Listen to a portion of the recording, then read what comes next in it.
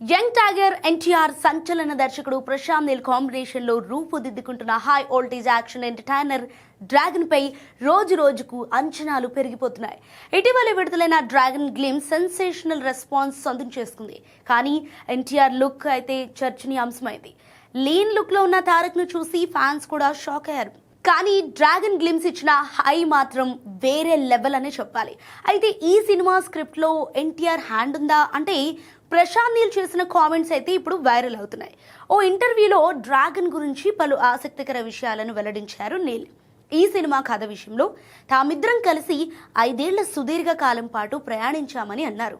అయితే తొలి 2 ఏళ్ల పాటు ఎలాంటి రచయితల సాయం లేకుండా కేవలం ఎన్టీఆర్ ఆలోచనల ఆధారంగానే స్క్రిప్ట్ రూపుదిద్దుకుందని ఆయన స్పష్టం చేశారు.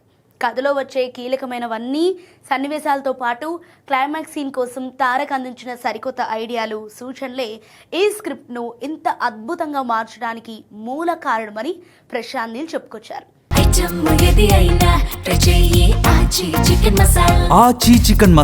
కేవలం కథ వినటమే కాకుండా అందులోని ప్రతి పాత్రను ఎన్టీఆర్ ఓ రచయిత కోణంలో విశ్లేషించారని పేర్కొన్నారు.